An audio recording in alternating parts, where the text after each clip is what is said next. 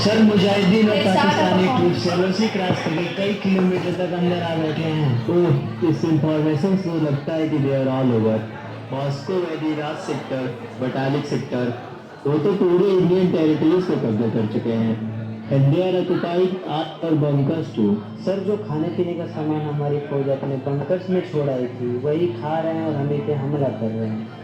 Sir problem ये है कि .4875 कोलोटिंग और कुकटथान से नेशनल हाईवे नंबर 1 पर नज़र रखे हुए हैं और हमारे कामों पर कंटिन्यू सेलिंग करवा रहे हैं। Situation is very serious. Connect me to Delhi.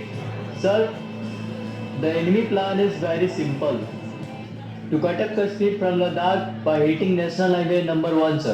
The orders from Delhi are very clear.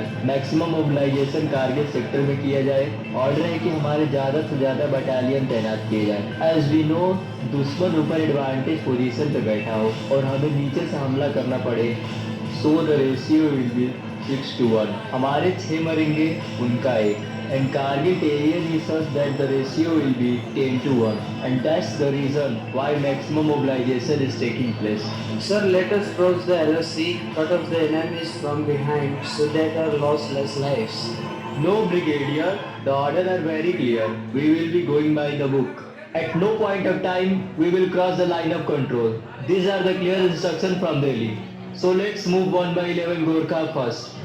लेकिन सर 1/11 गोरखा तो अभी अभी सियाचिन से लौटे हैं। Can't help it. They are the best fighter for this area. 1/11 GR का कमांड कैप्टन ललित राय को सौंपेंगे। Let me talk to him. Sir.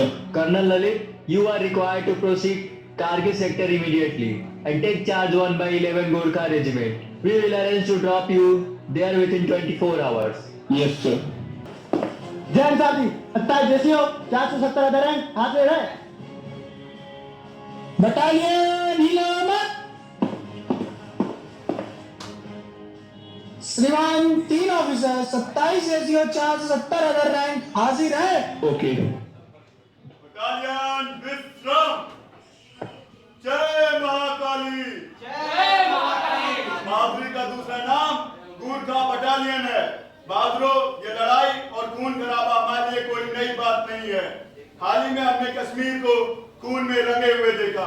एक मर्तबा हिटलर ने सिपाही ने भी कहा था, अगर उसके पास गूरखा और उसकी पलटन होती तो वो सारी दुनिया पर फतह पा लेता। और आज ये आपका सीओ ललित राय अपने बहादुर सिपाहियों को कारगिल युद्ध में फतह देखना चाहता है। कोई शक? No sir. जय मां काली। जय महाकाली। Battalion move. लाओ दिखाओ कहाँ जला है। छोड़ ना माँ, कुछ नहीं हुआ। अरे ला ना। हाय दैया, बरनाल लगाई दे बेटे। माँ, तेरा बेटा फौज में भर्ती होने वाला है, जहाँ बड़े बड़े बॉम्ब फटेंगे वहाँ तो आएगी मेरा हाथ देखने। बेटा तू ऐसी बात करता है, मेरा तो दिल बैठ जाता है। माँ जी, ई लो आ गई माँ सहारा, माँ पड़ोसन। बिटिया रानी थोड़ी देर पहले आई होती चाय बना देती। देखो भैया जी चाय बना रहे थे और अपना हाथ जला लिए। कहाँ है? हमेशा हाथ पकड़ने के पीछे पड़ी रहती है। अरे दिखा ना। हाथ पकड़ने के लिए तो भी इंतजार करना पड़ेगा। क्या मतलब? ये अच्छी तरीके से जानते हैं मैं किस बारे में बात कर रही हूँ। अरे ये अपना कोई काम हमें नहीं करने देते। चाय बनाए खुद से, दाढ़ी के लिए पानी खुद ही गर्म करे हैं, कुर्ता में खुद ही बटन लगाए हैं, और अगर हमारी नजर थोड़ी सी इधर उधर हो गई तो बैठकर कुर्ता पजामा खुद ही धुले हैं। क्यों जी, आप ये सब काम क्यों करते हैं? माँ, और संभालने से पहले 8-10 साल तुमने सब कुछ किया। जब मैं खुद ही कर सकता हूँ तुझे क्यों करने दूँ? कैप्टन मनोज पांडे, कुछ काम ऐसे भी होते हैं जो सिर्फ औरतें करते हुए अच्छी लगती हैं। बिल्कुल सही कहा। देख बेटे, शादी कर ले, बहू ला, तू भी खुश हो जाएगा और हमारा भी काम हो जाएगा। आजकल के जमाने में ऐसी बहू मिलती कहाँ है माँ? अरे मिलती है, हमने तो देख ली है, हमने तो पसंद भी कर ली है।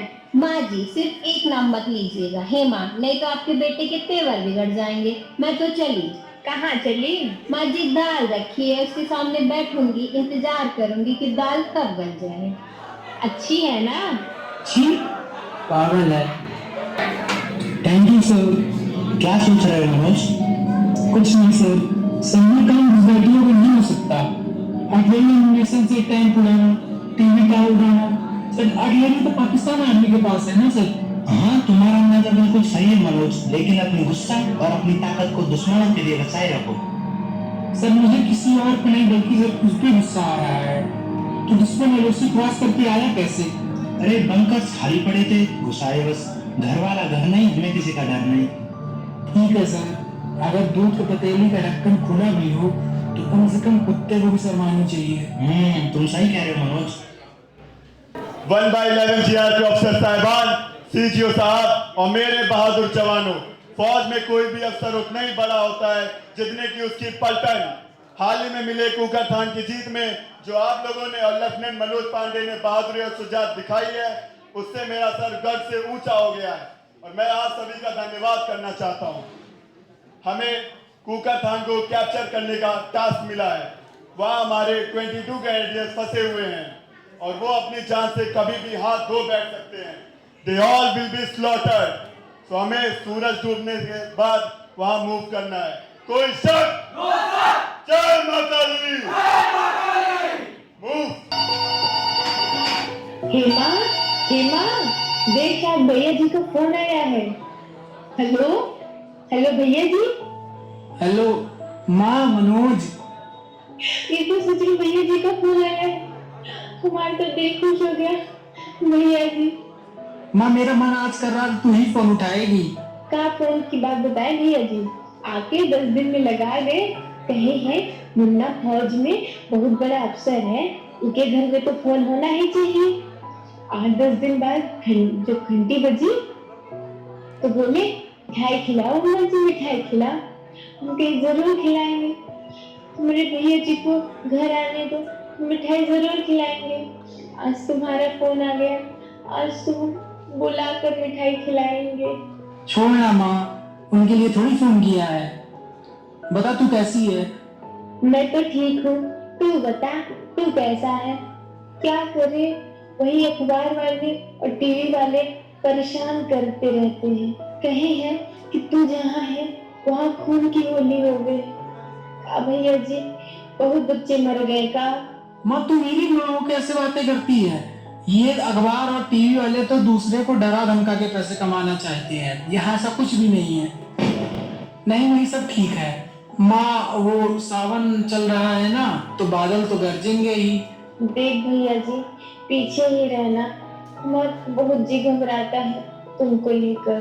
बाबूजी को फोन दो। बाबूजी तो बाहर गए हैं, रीडिंग रूम में अखबार पढ़ते रहते हैं। तुम्हारी पलटन की खबर के लिए उनसे बाद में बात कर लेना। कोशिश करूंगा माँ, शायद ये मेरा आखिरी फोन हो। मेरा मतलब ये है कि बैटरी वाला फोन है ना, तो बैटरी कभी भी खत्म हो सकती है। इल हेमा से बात कर लो। हेमा वो वहाँ क्या कर रही है?